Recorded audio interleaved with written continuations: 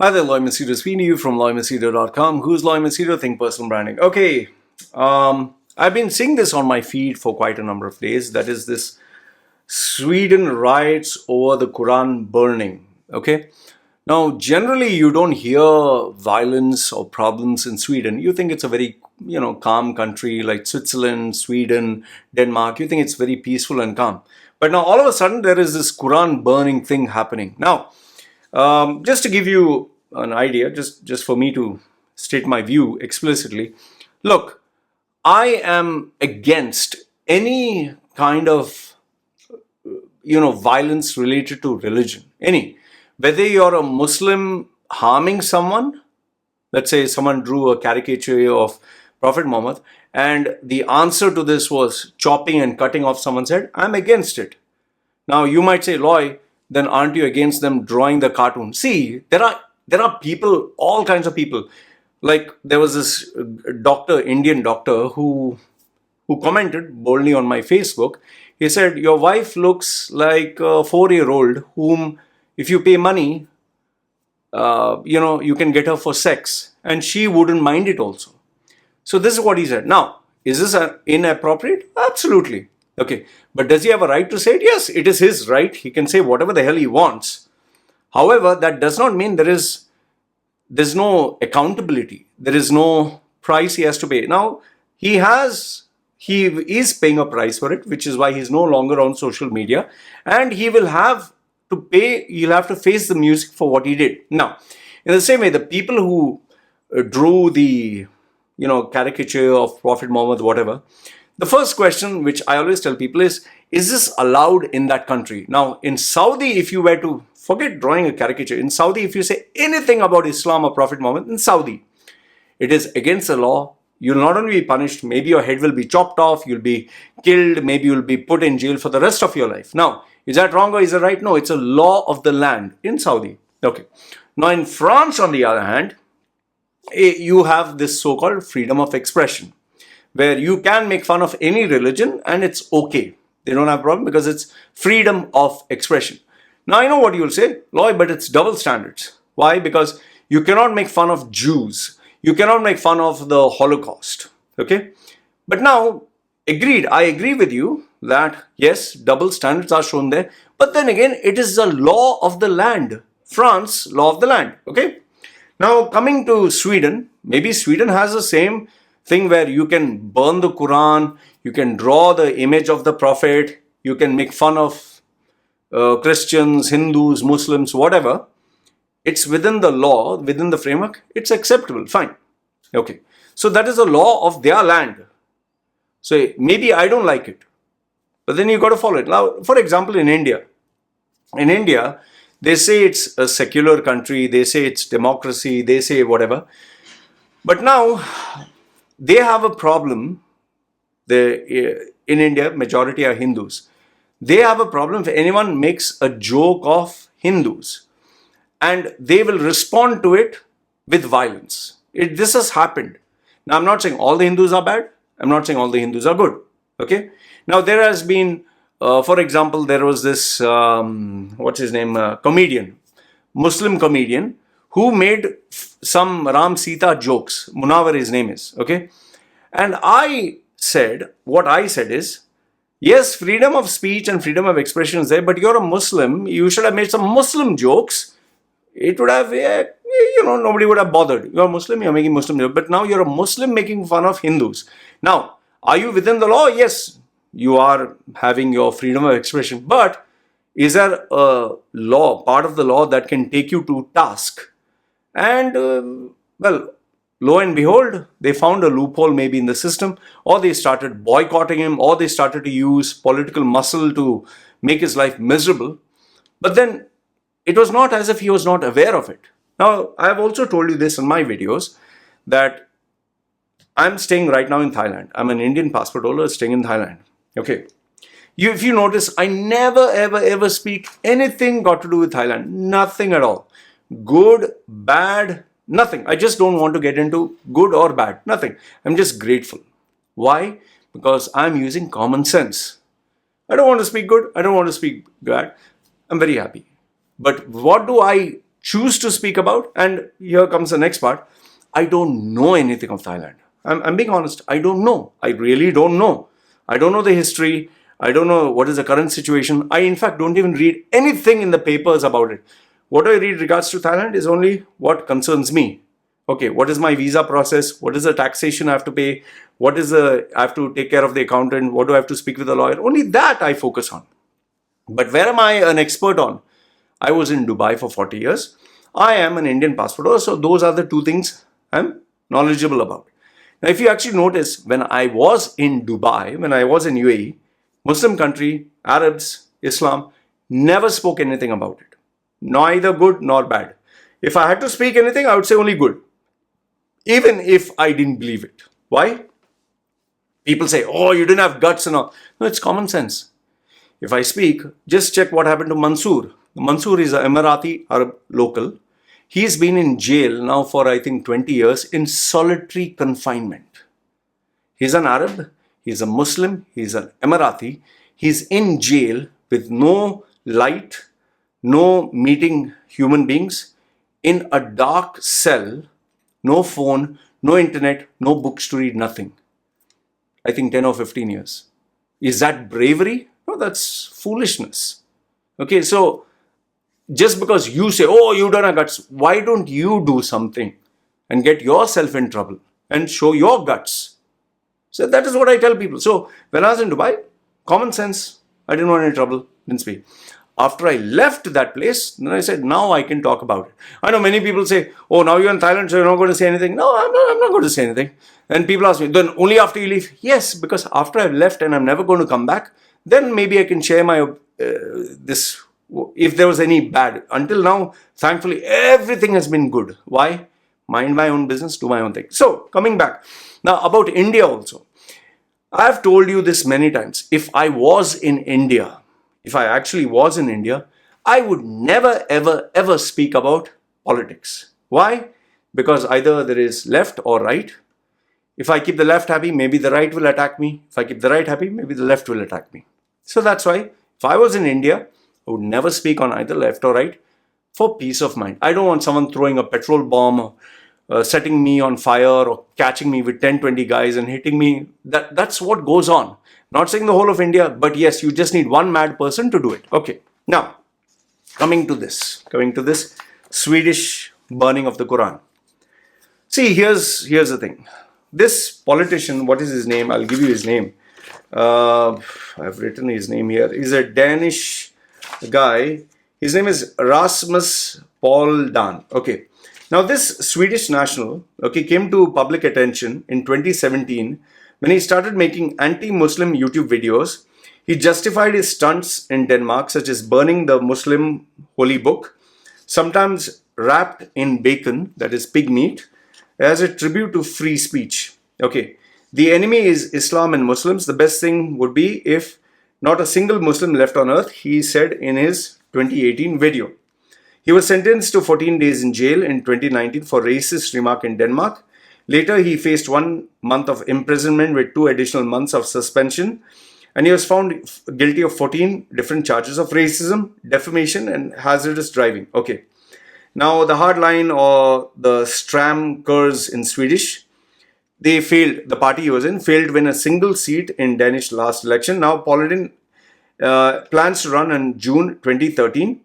He doesn't have the necessary signatures, but he's now kind of using this as his trump card. Now, see, he's taking this from the playbook of Donald Trump, which even Modi is using, the divide and rule formula, okay? Working on people's fears and, okay, they are the enemy, we are the good guys, okay. And in the case of Donald Trump, it worked, okay? They are the bad guys, we are the good guys, you know, the freedom of speech attack and all. Elon Musk is also kind of doing the same thing with, oh, Mark Zuckerberg and Facebook is bad, I'm good, we need to do this, okay. Modi has done it with his Bharatiya Janata Party, that is, we Hindus, we are a majority Hindu state, which is true. India is majority Hindus. And see, why are they, now here's a big question, why are they attacking Muslims? The problem is, see, let's call a spade a spade. The biggest problem with Muslims is, the biggest problem is they believe, and they explicitly state with their loudspeakers and the teaching in the classes, especially these, not these modern thinkers. You're talking of this backward, very prehistoric dated teachers who say only Islam is a true religion. Only Allah is a real God. All these are fake. All these are kafir. All these are impure. All these are dirty. These are fake gods, and Hindus are fake, and Christians are fake, and we are the only true religion. Okay. They also have these loudspeakers, and they wake up everyone, and it's disturbing, especially for, if someone from a Christian or other background, they come and if you go to Saudi or you go to any of the Arab countries, you're like, Allah, they shout so loudly, you'll be like, oh, what the hell happened, at 5 in the morning. Now, I'm used to it, but people who are from the West are not used to it. People even from India, especially if you're in a Muslim area, this is very common. But if you go to a non-Muslim area, this is not common. Okay. The other thing is, the Muslim agenda is, we need to be fruitful and multiply.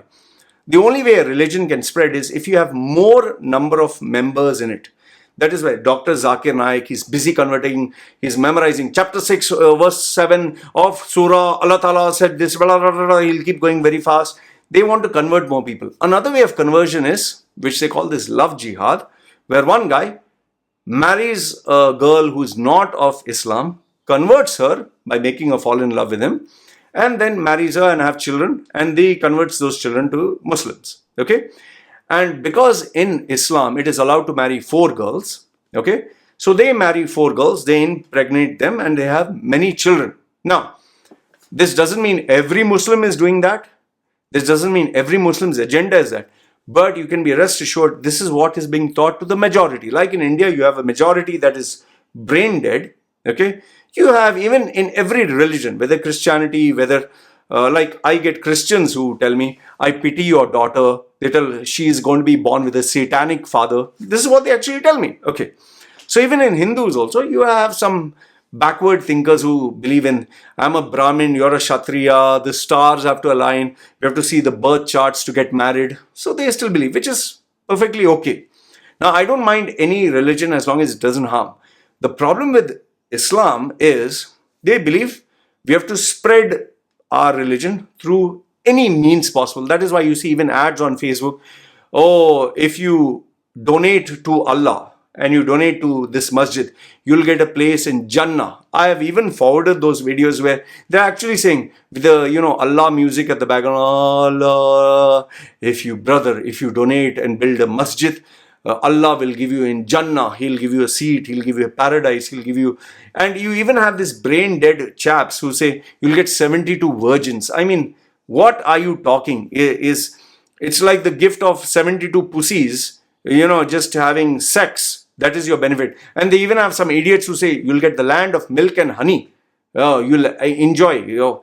So these are all religious teachings. And for the backward, the mind that is not developed, they literally think this is factual. In fact, some of the extremists, they even have that in the name of Allah, if you kill, in the name of Allah, if you destroy, in the name of Allah, if you kill yourself and others, you're giving glory to God. So this is the problem with Islam. And I think one of the biggest problems they faced was during the, Angela Merkel, when she wanted to show that Germany was a very peace-loving nation. They opened their doors to Syrian, Iraqi, Irani, all those refugees. They came in millions into Europe.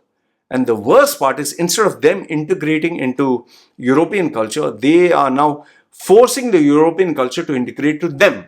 They are saying, you have to respect us. You have to allow us to have scarf. You have to allow us that if you don't want to shake your hand, you should not touch us. You should allow us to dress up like this. And you are not dressing up in the right way. And that is why they even had, during Christmas and New Year celebration, these Muslim gangs, they were raping these young girls because they never got to see girls who were dressed up open. So for them, it was a first time. In fact, I really unfortunate got this video of a small blonde girl in India. She's walking. This Indian guy, he is not, I don't think he was Muslim, because, typical Tika Hindu thing.